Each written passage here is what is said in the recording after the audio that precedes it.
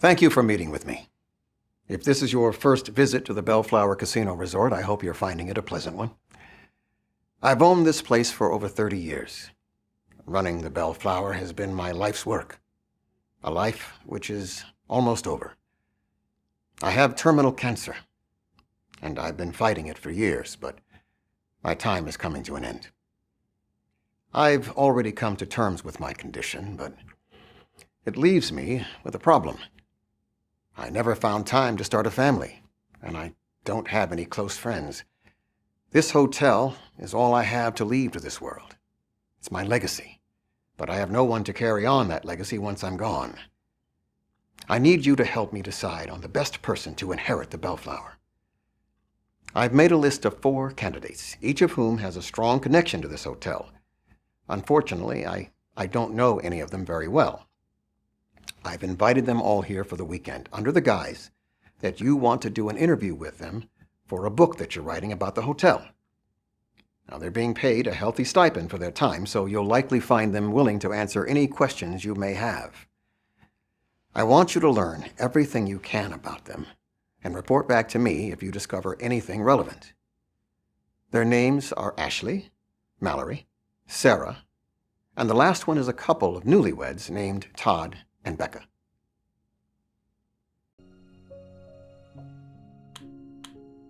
Ashley is a magician. She's been holding her magic show here at the Bellflower since we added a theater during our last renovation. She's been here longer than any employee, and she's as financially tied to this place as anybody, aside from myself. She's a private person, so I don't know much about her personal life.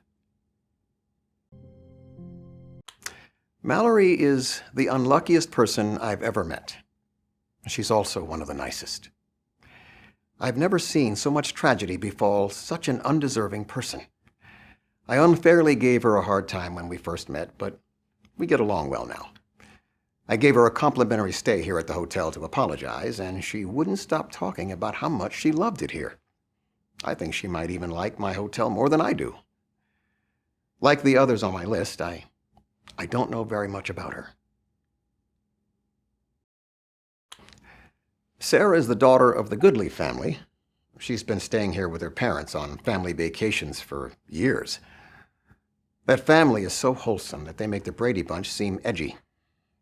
They're a welcome breath of fresh air here in Las Vegas, and I love the idea of someone with very strong moral values like Sarah taking over the hotel. I barely know anything about those two. Their names are Becca and Todd. I met them today when they were checking in. They came to Las Vegas to get married, and this trip is also doubling as their honeymoon. Yeah, I know it must seem odd to consider leaving my estate to a couple I barely know, but honestly, I barely know any of the people I'm considering. I figure that if they're staying here for their wedding and their honeymoon, then they're going to have a very strong emotional connection to the Bellflower Hotel. Plus, it almost seems like fate that they happened to check in today while I'm trying to make this decision. I'm counting on you to ascertain whether or not they're good people worthy of consideration as heirs.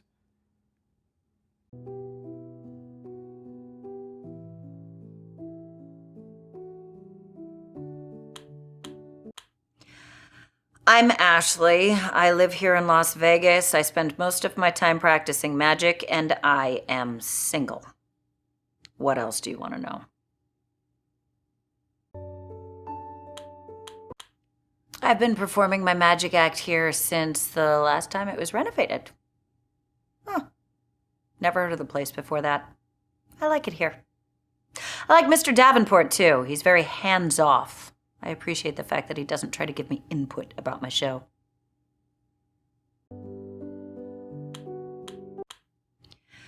I'm not great at dating. It's probably because I really don't enjoy getting to know people. That's why I think that dinner and a movie is the perfect first date. You have just enough time to exchange facts about each other, and then the food comes, and you can't talk because your mouth is full. Then you go sit in a dark movie theater, where talking is frowned on, and you watch a movie. It's great, especially if you're with one of those people who insists on talking all the time. I'm great at breakups, though. Yeah, not very good at dating. I've tried dating apps, but I haven't found any that I really like.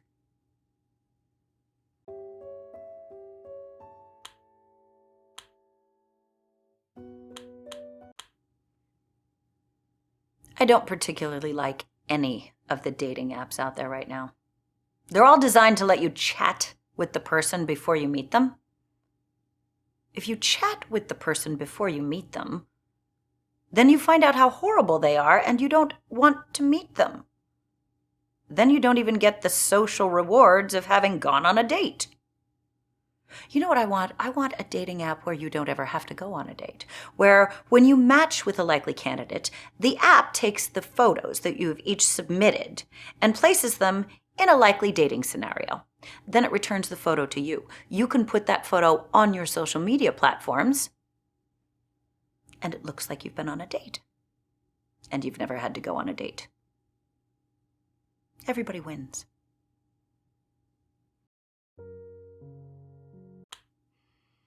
There are people who talk all the time, even when they have nothing to say. If you have nothing to say besides hello or hi, why talk?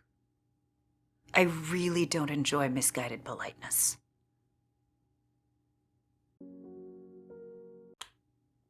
It's like when someone tries to do something nice, but it has the opposite effect. Like you're walking towards a door, and you're too far away, but someone decides to hold it open for you anyway. So then you have to rush to get through the door so they don't awkwardly stand there holding it. Do you know what's easier than rushing through a parking lot to get through a door? Opening it yourself when you're there. When you're part of a magic show, you spend countless hours practicing. We only perform 4 nights a week, so it would seem like it's an easy schedule, but we spend maybe another 30 hours practicing. More if you're bringing someone new into the show. It's a lot. The problem most people make when they're breaking up with someone is that they try to be too nice. And that's very selfish. Not the good kind of selfishness either. When you're too nice with someone and you're breaking up with them, it makes them sad. It makes them wish that you weren't leaving. It makes them think that maybe they should stay with you. When you're breaking up with someone, it is the one time of your life that you should be a complete asshole so that they actually feel relieved. They feel like a burden has been lifted. Yeah, you should always be an asshole when you're breaking up with someone. That's why I'm very good at it. Everyone talks about selfishness like it's some sort of sin. Selfishness is necessary. Everyone wants good-paying jobs. Want them to be in our country and not another country. That's selfish. Everyone wants those good-paying jobs to be in our city, not another city. That's selfish. I want those good-paying jobs to be mine, not someone else's. That's selfish. Selfishness is necessary for us to survive.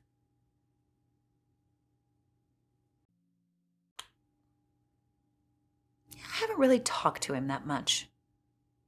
We talked a little bit when this place was being renovated. My magic act was becoming popular and I was looking for a place to take up residency, and he was looking for an act to host in his arena. It worked out great. We've really only spoken a few times since then, usually about business. I guess you could say he's one of my best friends.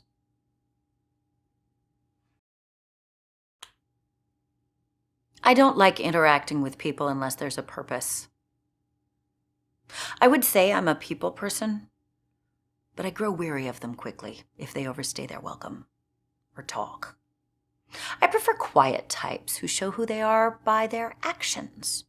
You know, a lot of people will have shallow, fake friends who will tell you all about their day, but they'll never lift a finger if you need to move or get rid of a body. I really don't like people like that. I've never had to get rid of a body. But if I did, I wouldn't be stupid. about it. You know, everybody just tries to bury the body or throw it in a river with something heavy on it, trying to keep the cops from finding it. The cops are going to find the body. But if I was going to get rid of the body, I would throw it in the river with a bungee cord harness attached to it, and then I wouldn't attach the other end to anything. So when the cops found the body, as they're going to, they wouldn't assume it was murder. They would just assume it was someone stupid who deserved to die. I mean, people win Darwin Awards every day. Why not take advantage of it?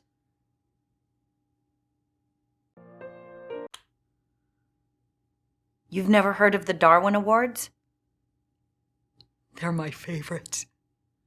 They're named for Charles Darwin, based around his survival of the fittest and genetics and stuff. So, whenever someone dies doing something that is so stupid, they do the human race a favor by draining themselves out of the gene pool, they get a Darwin Award. I used to love watching them on the internet, but now really it's just fails. They aren't legitimate Darwin Awards. So I watch a lot of roller coaster disasters instead. They're great too. Oh, it's understandable if you didn't know that I had my own magic act. I'm not on any of the posters. I used to be, but I learned early on that audiences expect a magician to be male. So I hired a male presenting actor as the magician. I started working as the assistant. But ticket sales, foomp, shot way up.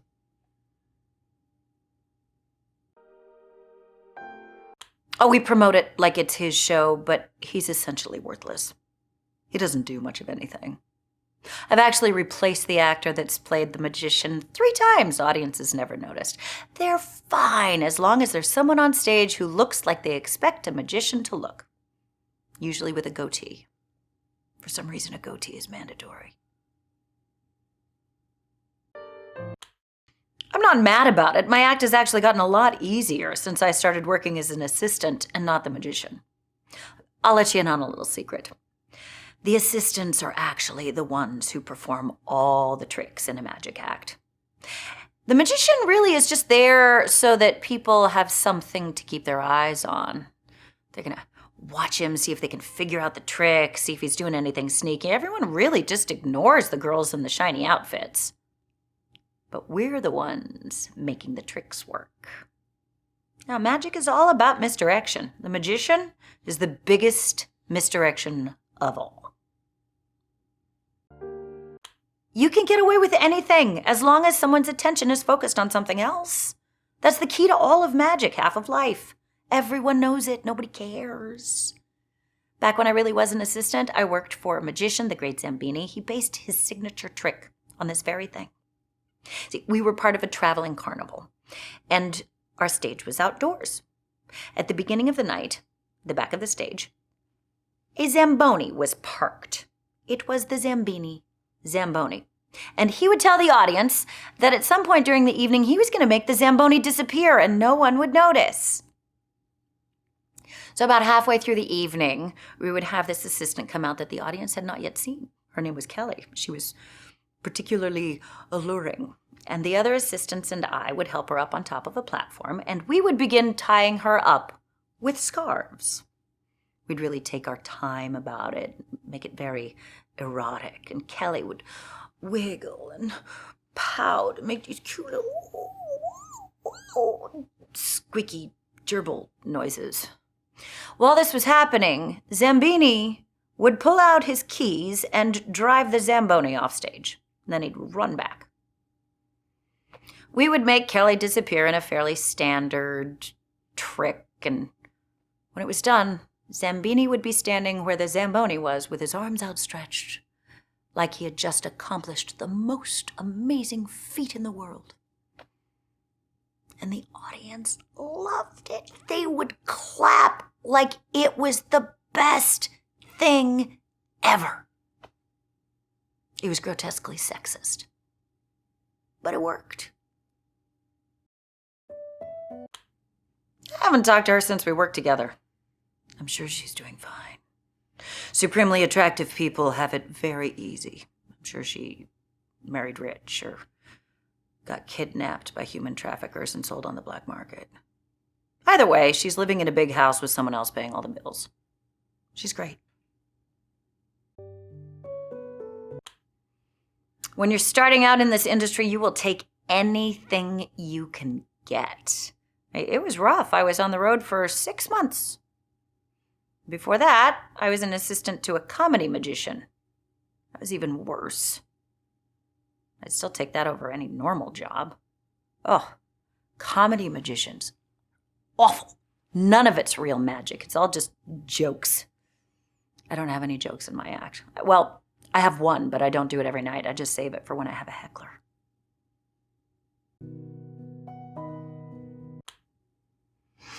I've tried working normal jobs, but they all have the same problem. You have to deal with annoying people. You're not allowed to hurt them. I worked in a call center once. That wasn't too bad. I mean, you couldn't touch the people to hurt them, but we were given scripts, which I'm sure were designed to emotionally torture whoever we talked to. The sadists that wrote them were really good at their jobs, too. Yeah. Oh, and there was this computer system they had to navigate before they were ever even allowed to connect with us. Did a great job of wearing down their will to live. By the time they got to us, they're hanging on by a thread. Yeah, that was nice.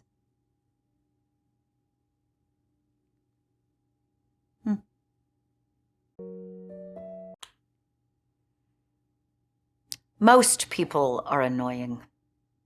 Some people take it to a whole new level. Some people are professional at it. Like those people who work in lotion kiosks at the mall. They know their product isn't any good. If it were any good, they would sell it in a store. But no, they're at a kiosk, harassing people who walk past until someone is so guilty that they can't just ignore them, and they stop. And then the lotion people start putting lotion on this poor chump. And it's awkward. And the person can't get away. And they massage them. And it's awkward. And the person can't get away. Until this poor slob buys something that is unnecessary and overpriced just to make it stop. Whenever I see those people, and they've got someone in their clutches, I just walk up and I say, "It puts the lotion on its skin or else it gets the hose again." They never seem to know how to respond to that.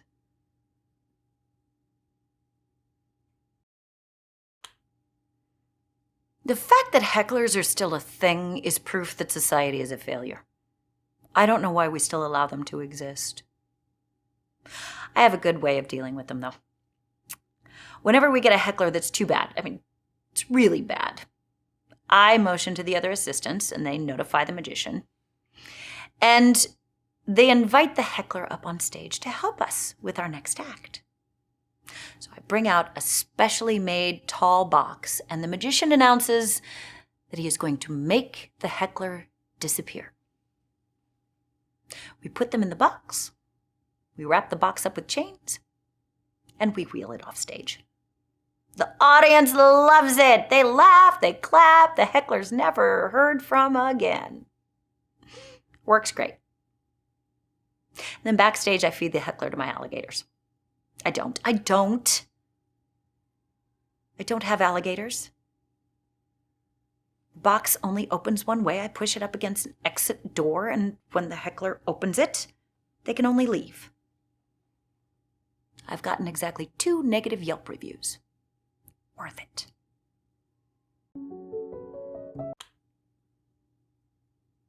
No one ever uses real magic in their magic act. It's all parlor tricks and very bendy assistants who can fit into small spaces. Machinery. Audiences just like to pretend it's real. If anybody ever came out and started performing sorcery or blood magic, the audience would lose their mind.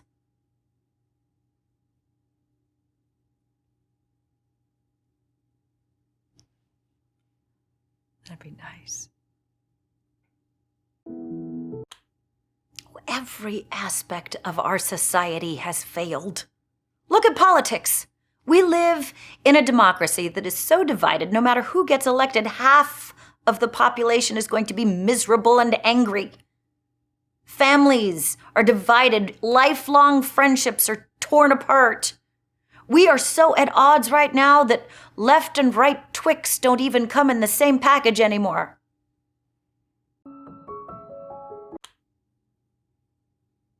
You can buy anything if you know where to look. I used to buy weed on the dark web before it was legal. I know there are people who buy fake IDs on the internet. Anything. You can find it. They say human trafficking is a $150 billion a year industry, and I want to know how they know that. Are human traffickers reporting income tax, or are they just making up numbers? Oh, I never had a fake ID. I grew up in a small town. It would have been pointless. Everybody knew everybody else anyway. And really, the only reason to have a fake ID is so that you can buy beer before you're old enough. And I don't drink. I did buy a lot of beer for other kids when I was in high school, though. I mean, sort of. I would buy the non-alcoholic beer, and then I would peel the labels off, and I printed my own, put something, generic and fancy sounding. And then, during study hall, I would just sell it at a drastic markup. Nobody ever called me out on it. I don't think they ever figured it out. I even remember hearing some of the kids brag about how much beer they were able to consume. Oh, they must have been very shocked when they attended their first college party. Oh, I know weed is legal now, but back before it was, everybody would smoke it anyway.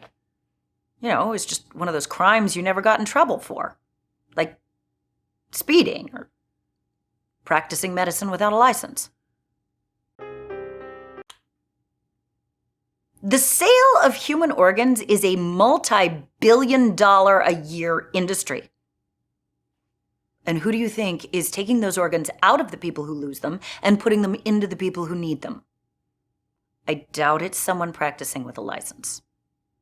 But I'm not doing it. I am not involved in that industry. I dabble in taxidermy, but I am not skilled enough to take a kidney out of someone and put it in someone else and have one of them live. Taxidermy is a hobby of mine. Whenever I find a dead animal, I take it home and I stuff it. And then I save them, and when I have enough of them collected, I take them to dying children in the children's hospital. Because children love stuffed animals.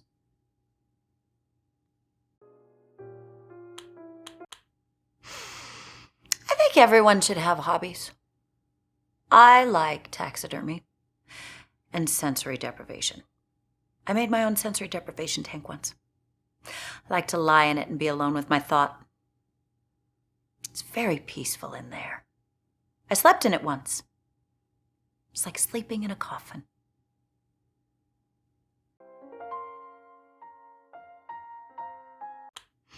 I like to visit kids in the cancer ward.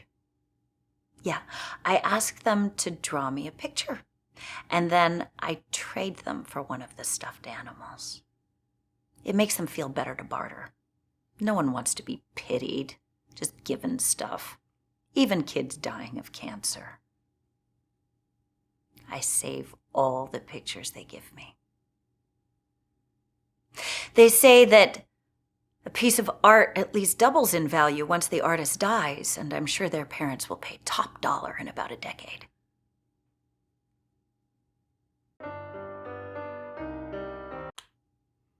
People don't barter enough these days.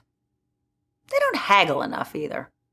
For instance, if someone has a poster for a lost pet and they offer a $100 reward, now in my experience, most people would just take the $100 and be happy. I try to haggle a little. I'll go for at least $150. No one posts their best offer on a flyer that's going on a telephone pole. Yeah. I return lost pets to their owners as a side hustle. See, whenever I see a flyer that has a reward offered and a phone number, I take it down. And then I post the flyer with my phone number and I offer half the reward. Then someone else finds the pet, returns it to me. Then I do a nice little markup, call the original phone number, and reunite the pet with its parent for profit. Does very well. Have you ever tried sleeping in a coffin? It's relaxing. It's cozy. There's extra layers of noise insulation in case you have loud neighbors. I slept in one back when I had college roommates.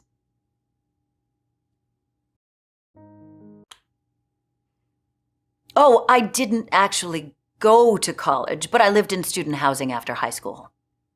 See, you don't actually have to be a student to live there. I hated having roommates, but it's all I could afford. I bought my own place as soon as I could, but they kicked me out. High school is awful.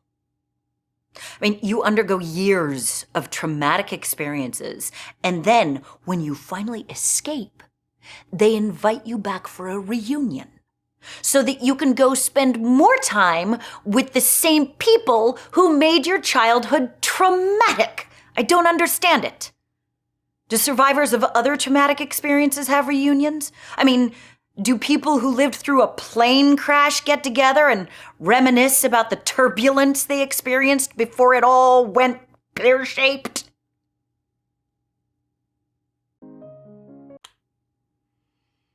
I don't understand reunions or nostalgia in general. People cling to the past like it was the best part of their lives. But do you know what most people spent most of the past doing? Waiting for the future to come so their miserable lives would improve. Really makes no sense to me. I don't live in the past. I look to the future. I am so ready to be in the future. The second my contract is up, I am out of here. I am retiring to someplace very far away with very few people, and I am never going to think about Las Vegas again. Can't wait for that. Yeah, I want to see what the future holds, because I'm done here.